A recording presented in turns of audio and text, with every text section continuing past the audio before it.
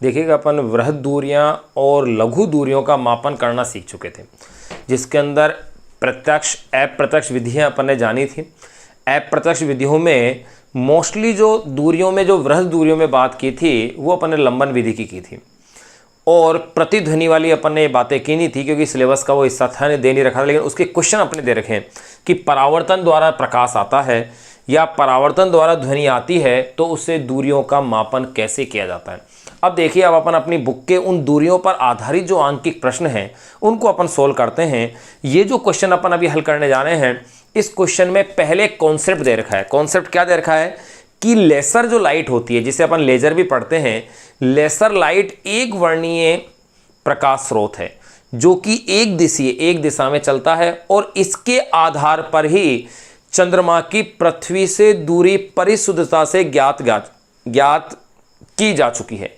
ये एक कॉन्सेप्ट इसमें पहले दे रखा है। फिर ये कह रहे हैं कि एक लेसर प्रकाश जो है, प्रकाश पुंज को चंद्रमा के पृष्ठ से परावर्तित होकर के 2.56 सेकंड का समय लग रहा है। लेसर प्रकाश को चंद्रमा के पृष्ठ से टकरा करके वापस आने में 2.56 सेकंड का समय लग रहा है। तो ये पूछ रहे हैं चंद्रमा की पृथ्वी के परितः कक्षा जो है उसकी त्रिज्या कितनी है।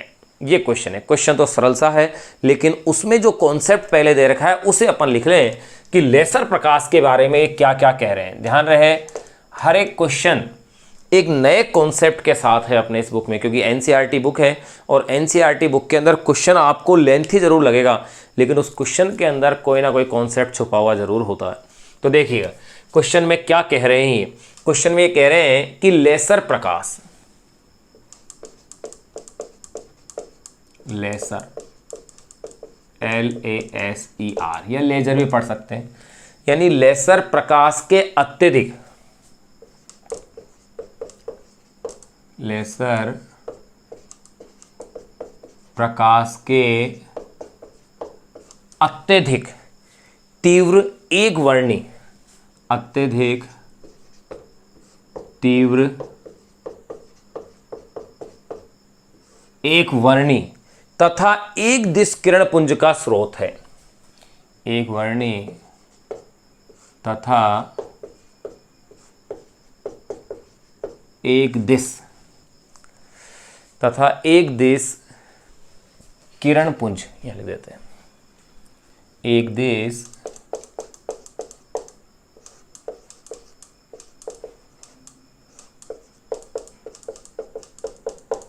किरण पुंज का स्रोत है। एक वर्णी तथा एक दिश किरण पुंज का क्या है? स्रोत है। लेसर के इन गुणों का, ये इसके विशेष गुण है भाई लेसर के, याद रखना, लेसर के इन गुणों का, लेसर के इन गुणों का लंबी दूरियां मापने में उपयोग किया जाता है। लेसर के इन गुणों का लंबी दूरियां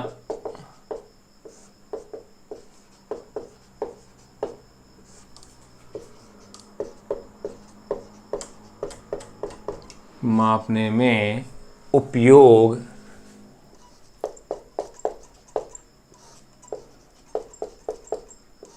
लंबी दूरियां मापने में उपयोग किया जाता है।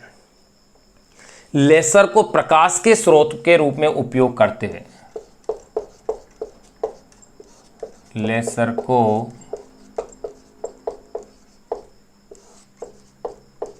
प्रकाश के स्रोत के रूप में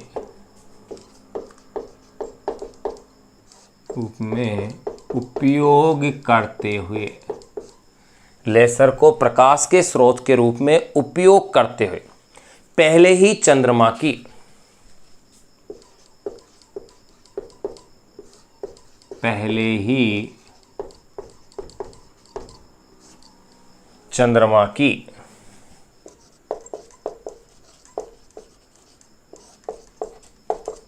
पृथ्वी से दूरी, पहले ही चंद्रमा की पृथ्वी से दूरी परिशुद्धता से ज्ञात की जा चुकी है।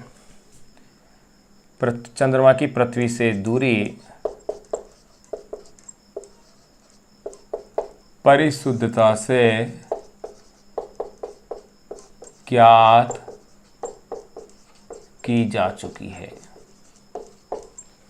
पहले ही चंद्रमा की प्रत्यक्ष दूरी परिशुद्धता से ज्ञात की जा चुकी है। ध्यान रखना, ये एक कॉन्सेप्ट दिया हुआ है कि लेसर प्रकाश के बारे में लिख दिया। अब क्वेश्चन इसके बाद शुरू होगा, जो डाटा दिए हैं अपन को। तो देखो यहाँ एक कॉन्सेप्ट इसमें पहले दे दिया कि लेसर प्रकाश है क्या, क्या इसका उपयोग है और क्या इसके गुण है। कि लेसर प्रकाश का गुण यह है कि अत्यधिक तीव्र, एक वर्णीय और एक दिश किरण पुंज का स्रोत होता है लेसर प्रकाश, ये इसकी विशेषता है। और इसकी सहायता से लंबी दूरियों का क्या किया जाता है, मापन किया जाता है। अब देखिएगा क्वेश्चन यहां से शुरू हो रहा है। ये तो इस क्वेश्चन से पहले का इन्होंने एक कॉन्सेप्ट दिया है। क्वेश्चन में क्या कह रहे हैं, कोई लेसर प्रकाश किरण पुंज, कोई लेसर प्रकाश किरण पुंज, कोई लेसर प्रकाश किरण पुंज, कोई लेसर प्रकाश किरण पुंज चंद्रमा के पृष्ठ से परावर्तित होकर, प्रकाश किरण पुंज चंद्रमा के पृष्ठ से परावर्तित होकर, चंद्रमा के पृष्ठ से परावर्तित होकर 2.5 सेकेंड, 2.56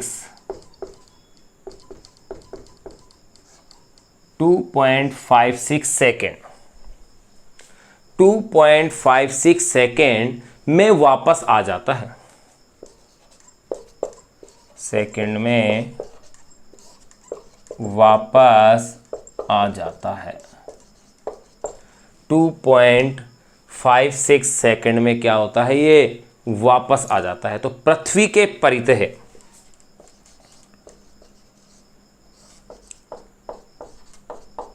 पृथ्वी के परितः चंद्रमा की कक्षा की त्रिज्या कितनी होगी, चंद्रमा की कक्षा की त्रिज्या